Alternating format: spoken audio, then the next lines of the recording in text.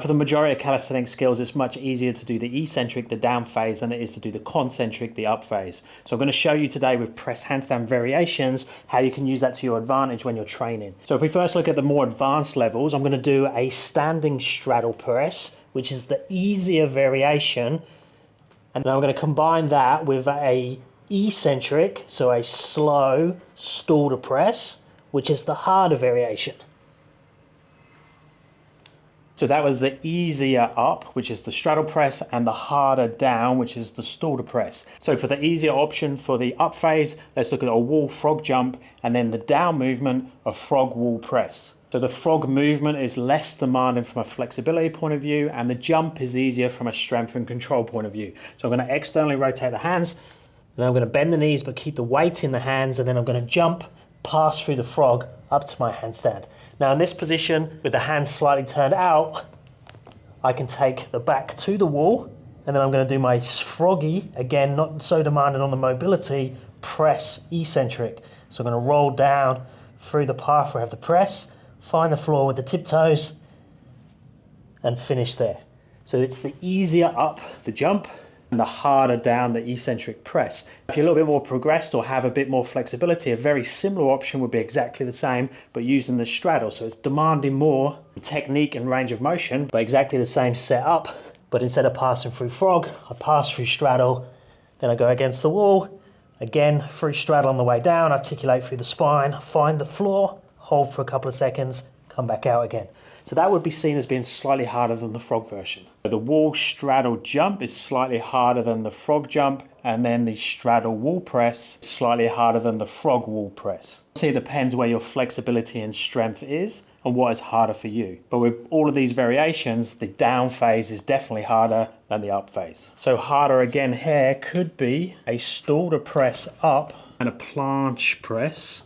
So I'm going to try and do a straddle planche press down. So it's really just a very slow eccentric handstand to planche. So shoulder up, and then the harder variation, the lower through straddle planche press. Somewhere in between would be a freestanding straddle jump combined with a freestanding straddle press. I'm training on P-bars today just to mix it up when I'm doing the floor work. These can obviously be done on the floor, P-bars, handstand blocks, or whatever you're training on. So jump on the way up, show control at the top, slow eccentric, mimicking the pathway of the straddle press all the way down, so no dropping through the movement till tiptoes touch the floor. Now here's a cool one to look at because you have to work around the equipment as well. So if I do a freestanding partial range pike press combined with a full range of motion, not partial, but because of the equipment, I'm going to have to go for a straddle press. So if I'm going to use this partial range pike press, the box is going to get in the way if I try to do a full range of motion eccentric, because I'm going to hit the box. So I do have a couple of options to try and work out what to do here. So on that one I said straddle press eccentric, so that's one way of sorting it out. So I could pike press up for the concentric, and then eccentric down, I'm going to use a straddle, but I'm going to make my straddle quite piked, so I miss the step on the way down, but I still get the benefit of the full range of motion that's similar to a pike, but it's straddled just to miss this. Your other option would be to get someone to move this out the way once you've gone up. So it would look like this, but I'm going to use video magic. So you do the concentric partial range, and then someone moves the step out the way, and then I do the eccentric pike down till the toes kiss the floor.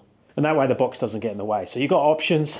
You just need to work out what best fits your current level, your goals, and the equipment you have around you. So you don't need to use this method or technique with just the press handstand. It can be done with any of the calisthenics skills. You could do a bar pullover with an eccentric muscle up. You could jump up to a bar, do an eccentric chin. You could kick up to handstand and do an eccentric handstand push up. One of my favorites when it comes to handstand push up is actually a crow to handstand with an eccentric handstand push up. It could be done freestanding or against the wall. So you start in the crow position, use a little bit of momentum to get you up.